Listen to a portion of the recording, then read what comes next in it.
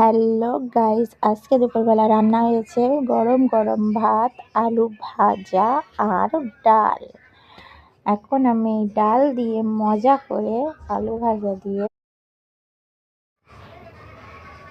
এখন আমি ডাল নিচ্ছি।